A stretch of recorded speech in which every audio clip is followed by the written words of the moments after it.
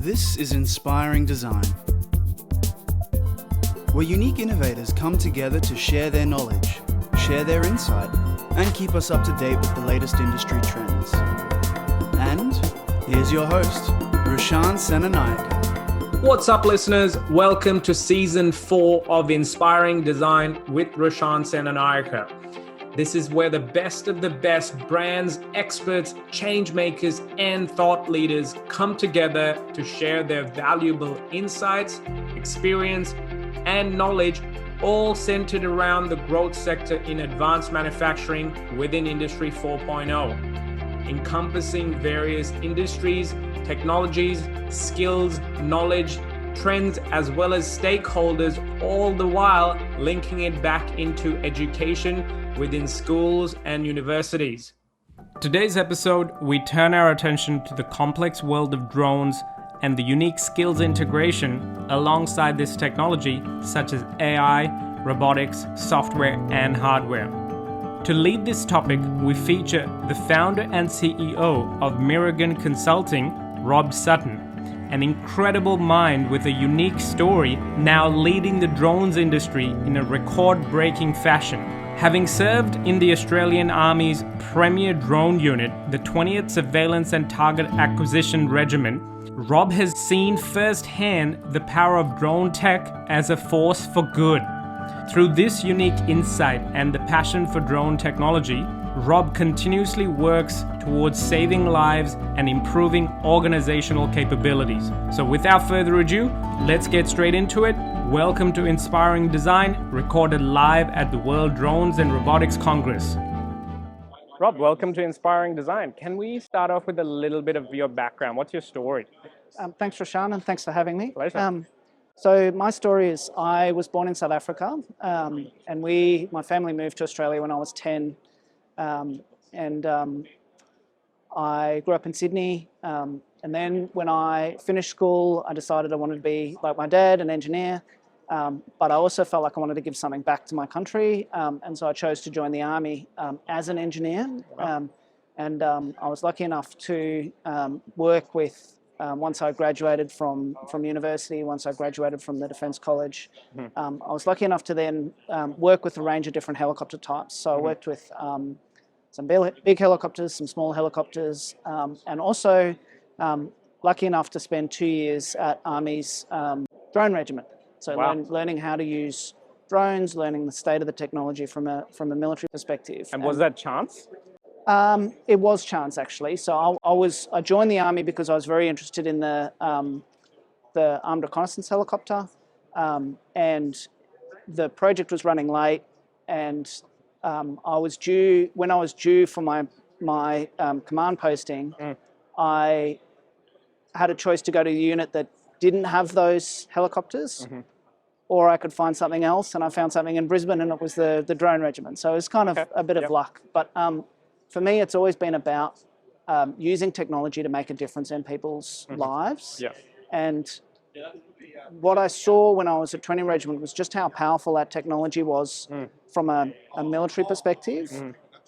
So a lot of my friends were in different units across the Army, and you see situations where, for example, the units would really want drone support when they went out because they wanted to make sure that they were protected, that they knew what was going on. So it was that real sense of drones were saving lives, and they're also saving lives of people that I knew. So my friends, my colleagues, very attached to that. And that was in 2008, 2009. So the technology kind of hadn't developed to the state that it is now. Yeah. And then I left the Army when my wife and I had our 2 boys, and worked in defence industry for a little while, but then came back to drones and saw what was happening in the commercial sense, and saw that there was a real potential to use the learnings from the military space to apply it in the commercial space. Yeah. To take people away from harm, to take people out of those situations where they really didn't need to be anymore.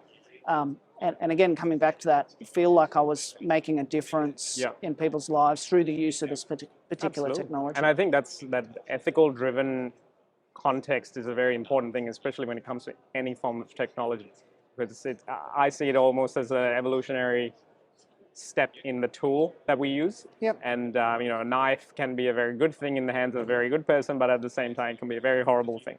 Well, So. and, a fire is exactly the same thing. As Exactly. A fire cooks your food, a fire warms your house. It can also burn you. So it's not, a drone is a thing, Yeah. and people use those things. And we talk about drones for good, Yeah. Keeping people safe, letting you do things that you couldn't do before. Yeah. All of those kind of things. That's really what motivates us, what drives us, and a particular sense that, it's our friends, our colleagues. It might be my children that are in these positions, and I don't want them to be in a position where they're not safe. Absolutely. All right. Well, look, that's a very awesome story, and I would love to talk about it more, but I want to get into the conversation topic today. Yep. Tell me, in a very essence of its base, what exactly is a drone? I think the best way to think of a drone is it's a robot. Yep. And it's a robot that also has the same kind of computing technology in it that you might see in your office, you might see in your car, you might see in any other kind of space. So it's that fusion of advanced computing power and flying robots or ground robots, and just that intersection of those two technology types is really allowing us to do a lot more with these things and to solve problems that we could never solve before. Yeah. And do you see drones, are they all AI based or is it pilot based? What are the variations that exist? There's lots of different variations. So, the same way as that robot, the term robot covers this huge variation. Yeah. There are very simple drones that you need to fly manually, and they can be very difficult. I bought a present for my son for his 9th birthday, and it was a remote-controlled plane, and it was cheap, and it was very difficult to use. Yeah. And within 15 minutes, I'd flown it into the top of a tree, and that was go. the end of that. So Yeah, fair enough. So, that's one end of the scale. Then the other end of the scale is the work that we're doing, for example, for the drone light shows. There's a show that we're doing in Sydney over Christmas, has 600 drones, and that's controlled by 2 pilots. Yeah. So it's still not AI driven. It's Yeah. still the computer is controlling where the drones are, but you don't have to fly them. The drones are effectively flying themselves. Yeah. And the evolution of that will be at some point, drones will get to a point where you just tell them to go and do whatever it is that they need to do, and it'll happen just in the background. Yeah, awesome. In the same way that your computer does things, that you just tell it to do something and it does it. You don't need to sit there and code it or control it or make certain things happen. So. And I think we obviously connect with that hardware element there because that's what we're seeing constantly, and it's a movable thing, so it's exciting. Now, if when we're looking at Mirrigan, what makes you different from the rest of the drone industry at the moment? Because that shows you have a very particular set of skill sets, and as one of your team members say, you're talking about the knowledge and the skills. Can you elaborate about what exactly you do? So we're a consultancy, so we help other companies implement their own drone programs, but it's really about what business problem are they solving. So drones are cool. I like drones. I like coming to work every day because I get to work with things that I'm really quite excited by. But at the end of the day, they're just a thing. They need to be solving a problem. So what we do as a consultancy is work through what that problem is, make sure that there's a clear investment case to use it. So is there a safety question that this technology can solve? Is there are there costs that can be drawn out of the business because you're using these instead of helicopters, for example? Are there things that you can do with this technology that you could never do with any other platform because of the nature of the technology? So those are the kind of things that we would explore. But it comes down to, does it actually make sense? So if you're trying to solve a small problem with something that's very expensive, that doesn't make any sense. Absolutely. And I can see a lot of critical thinking and creative problem solving in the work you're doing generally, combining with the technology element. So that's awesome. And I think I can see the coolness behind it, as it is the kids these days would say. But one of the things that I want the listeners to understand is always this evolution in how technology changes. It's almost on an exponential basis. 2, 3 years later, it's almost a completely different forefront. So where do you see this next 5 years on the drone sector? I think what we've seen so far is the explosion of the hobby market. So we've seen people buying drones for their kids as birthday presents or Christmas presents. Yeah, I did that. Yeah, me too. And we've got tens or hundreds of thousands of drones now across Australia. More obviously across the world. That's also been adopted in a business sense. So people have been buying those kind of small drones for things like real estate photography, taking pictures of people's homes or videos, wedding videos, like those kind of things. And I think that market has matured, and that will obviously continue into the future. I think what's coming next is the larger drones. So things like drones for delivery, things like Wing or Amazon delivering coffee or food to your home. Yeah. Things like what they call urban air mobility or air taxis. So being able to get an Uber and you get in the Uber and it flies you to your destination. So this is one of the most exciting topics that I wanted to actually talk about, because Uber air taxis and I think Melbourne is a test site that's been earmarked for it. Go into that a little bit more, because I think this is the things that mainstream will adopt these technologies more and more, because it becomes part of our life. Tell me a little bit about that. How do you see this kind of big scale implementation being done from a drone context? So you can get a helicopter from point A to point B, and it'll cost you, $400 or $500. There's not that many helicopters; they're pretty expensive. And B is you need a pilot. And the way air taxis will evolve is you will need pilots at the beginning, and then over time you'll get in air taxis that don't have a pilot. You'll simply, like an elevator, you get in, you close the doors, you arrive at your destination, and there's no person involved in that transaction other than you getting into the air taxi itself. And I think that's scary. Well, it is and it isn't. It feels a bit scary, but a big part of what needs to happen before that can work is to make sure that all of the engineering's been done, all of the safety checks have been done, all of the testing's been done, so that they really know that if you get in that platform, it will be safe. As safe as any other air travel. And it takes a lot of money to do that. It takes a lot of time to do that. And that's what the industry is working through at the moment. I'm pretty confident you'll see air taxis at the Brisbane Olympics. And that'll be exciting. It will be pretty cool. And it'll just be part of the network. So won't be like the Jetsons where we kind of get in, I want to go to work, I'm going to get in an air taxi and off I go to work. It'll be, I live on the Gold Coast. I don't live on the Gold Coast, but someone who lives on the Gold Coast needs to get to Brisbane Airport. I can choose to get a hire car. I can choose to get somebody to drive me. That's going to take an hour and a half, maybe, depending on traffic. Or I can just get in an air taxi and be at Brisbane Airport in 15 minutes. So it's a time saving, and I think that will be where this evolves to. It's just another layer in our urban infrastructure. Interesting. And if the essence of AI component in that drone, if it falls into an accident, now normally the driver behind the steering wheel, they're the responsible person if they're operating the machine. In this context, it's an AI. How does that work? That's a hard question. That's the challenge. I don't think globally, I don't think that question's been resolved yet. I think that's where it comes back to that engineering question, comes back to the who's operating the system.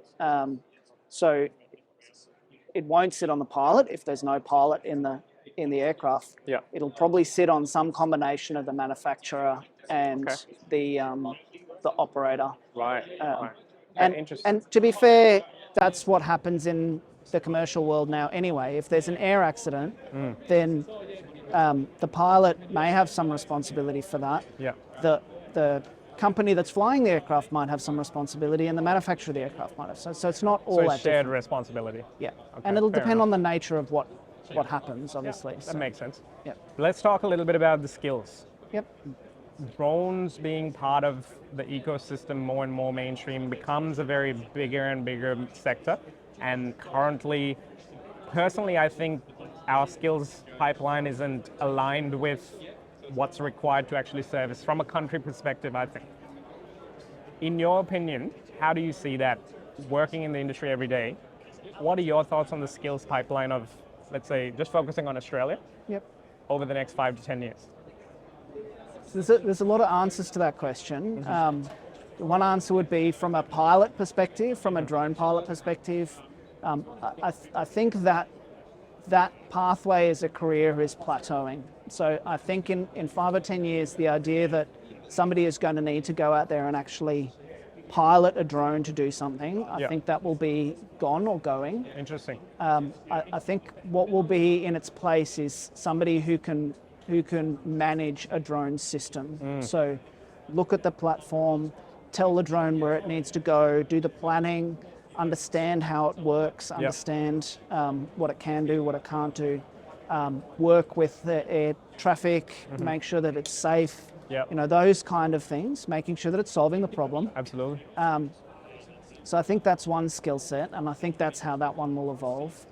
From an engineering perspective, obviously all the STEM skills are going to be really important. So being able to develop products, being able to integrate two different systems and make them work together. Yeah, if I can pause you there, STEM is a very large, broad set of skill sets. Yep. So if we break this down a little bit more, looking at the sciences first, what are the complementing sciences? When you say, drones are about solving a problem, so what problem are you trying to solve? And there's a consulting piece that sits at the beginning and says, okay, let's work through the project. Let's understand the nature of this. From a science perspective, it could be things like, okay, well, let's take that problem now and let's figure out what the sensors need to find in order to solve the problem. Yeah. Or what that, so looking at the data, looking at what the data says, pulling in, for instance, you might be using drones to detect, to look for koalas, say. Now, and that's something that's being done, but from a science perspective, you've got to pull in all of that biology knowledge. Absolutely. Where would they be? What do they look like? So it's almost guided by the speciality of the context of the industry. Yeah, and if you think drones are not a standalone tool, they're just a tool, but for every specific problem, you've got to pull in all of those different threads of knowledge. Makes sense. So one of the projects that we're working on is using drones to manage poles and wires, so for an electricity company. Yeah. And some of their poles are made of wood, and they might get eaten by termites. Yeah. So how do you use drones to detect a pole that's being eaten by termites?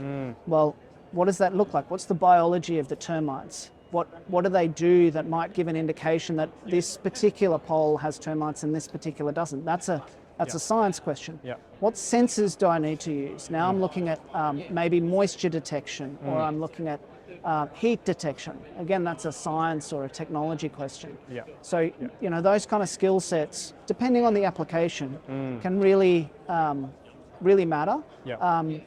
Marine biology, if I'm looking to try and track whales, for example, well, I need to understand what the whales do, how they move, where they are, all of those kind of questions before I can build a system that works well. Absolutely, and I can see the same thing in the context of engineering. Yep. The different types of engineering coming together. So focusing on the technology of the STEM, what are the key technologies that you think from a secondary, tertiary level education? Yep. What are the technologies that are foundational for a future in, let's say, drones? I don't think it's a technology. I don't think it's a foundational technology. I think it's about understanding how to bring all of the technologies together. Yeah. So when you look at a drone, there's the platform. So there's the thing you see, the flying thing or the ground robot or whatever. There's the payload, which goes on the drone and it does the job, it solves the problem, but then it may also generate data, so you've got to analyze the data. So there's all of these different things that are happening. And as the technology evolves, you'll have different payloads, you'll have different data, you'll have maybe even different platforms. Yeah. You can change them all in and out. So what becomes important then is what technology is right, focused on the problem, what technology is right to solve the problem, and how do I get it all to talk to each other? So it's basically creative problem solving and critical thinking in the foundation. Absolutely. Awesome. Yeah. And another way of labeling that is design thinking. Is that a terminology within the context of drone industries? I think so, yeah. So if you really focus, you come back to focus on the problem, not on the technology, and design-centered thinking, my understanding is it's all about the problem. Yep. So it's similar in that context. If you focus on the problem, you understand that there are many different ways of solving that problem, and some of those ways are better than others. And some of those ways are better than others at a particular point in time. So, this technology will be constantly shifting, constantly changing, and you have to have that design-centered thinking, the problem-centered thinking, to be able to make this technology work. That's music to my ears, being design thinking. It's one of my favorite topics, so I love hearing that in every context pretty much. And if we're focusing on the education sector for the time being, what do you think needs to change in schools? Being an industry practitioner within this context, do you have any advice for schools, universities, looking at the future of the drones context? I think there's probably two things that I would talk about. One is that design-centered thinking is really important. And then I think the other one is that the future of technology, the future of applied technology is actually fusion of a whole lot of different skill sets. So I'll give you an example. Is one of the projects that we're working on is doing drone light shows, and the way that works is it uses drones to tell a story. So you're entertaining an audience. So a skill set there is what story are you telling, and how do you use this technology to tell that story? Then you've got to have the graphics and the creativity to really present that story really well. Communicate it, yep. So it's a different skill set to kind of creating the story in the first place. So you've got the storytelling, you've got the creativity in terms of choreographing the drones. You've got the technical aspects of being able to, lay the drones out, connect them, configure them, control them, manage them. You've got skill sets like being able to work with the regulators to get that activity approved. So looking at things like managing safety, understanding risk, understanding how the technology would work in the particular environment you're in, and make sure that you're not putting people into a place where they could be harmed. It's ridiculously collaborative. Absolutely, and it draws on all sorts of different skill sets. Yeah, so I can see that, drones are not an engineering thing only, they're not a technology thing only. They bring in almost every skill set you can think of to be able to solve the problem. In drone light shows, it's entertaining an audience, not really a problem, but to be able to solve that problem, you're drawing on a whole lot of different threads. So there's a place for everybody. And I think that's a very crucial insight, because it's showing the importance of project-based learning, hands-on. You're bringing in different subject expertise, knowledge matter into one problem-solving exercise almost. So that's awesome. And being literate about the technology, understanding the technologies, that's going to be a very important skill set. That creative problem solving, very important skill set. But teamwork and the ability to kind of work with the people around you and show that empathy, all of that's going to be really important as well. And you don't, drones are a robot, and it's like almost the opposite of a human in some sense, but it's a human technology, it's solving human problems, and you're going to need all of those human skill sets to make it work. And I think coming from being grounded in the ethical context is very important, because we see in the movies all the time the entertained version of what goes wrong when drones can be taken in the wrong way. So that's a very good thing. Now, being in this conference venue, I know the whole bunch of people are going to come out of the keynote, so I want to make sure that we go into the detail of the advice for the students and advice for teachers. In your context, before everyone else comes out, what's your advice for the students, the future of our nation? I think you have to have that learning mindset. So be open to new learning, be flexible, be adaptable, and recognize that wherever you go, there'll be a path for you, because new technology works best when it has thinking from a whole lot of different places. Yeah. So a friend of mine is a nurse and is working in the drone industry. Well, there's a really neat intersection for her because those two things come together. Interesting. Yeah. Okay. So I think, just you can come to this from all sorts of different backgrounds, but be open to learning, be open to new things. Yeah. As long as you've got those transferable skill sets, I think that's when people can shift and bring their own expertise, whether they're coming from marine biology or nursing. That's awesome. And I think coming back to if you are technologically literate, if you have empathy, if you are good at working together as a team, those are all creative problem solving. Those are all skill sets that are really important. Perfect. And what's your advice for the educators, the teachers who have almost a responsibility of putting this kind of future in front of the kids, the students? What's your advice for the teachers? I think don't focus on the technology. Focus on what's being done with the technology. So it's much more powerful and engaging. I mean, I like the technology. I come from an engineering background. It's something that I've always focused on. But humans are diverse and different and have different interests. And my two sons are very different. One really likes music and the other one really likes computers. So if I were trying to engage them both, I would engage them through looking at the ways that these were being used rather than the actual technology themselves. Absolutely. Perfect advice, I think. Yeah. And if they want to learn more about the drone industry or get in touch with you, what are your thoughts? Any advice on how they can get in touch with you, reach out, or any good resources for the drone industry? Yeah, so obviously our website, www.merigan.com.au. We also publish the Australian Drone Directory, ausdronedirectory.com.au, that has kind of a view of all of the different industry players, like you'll see in this room.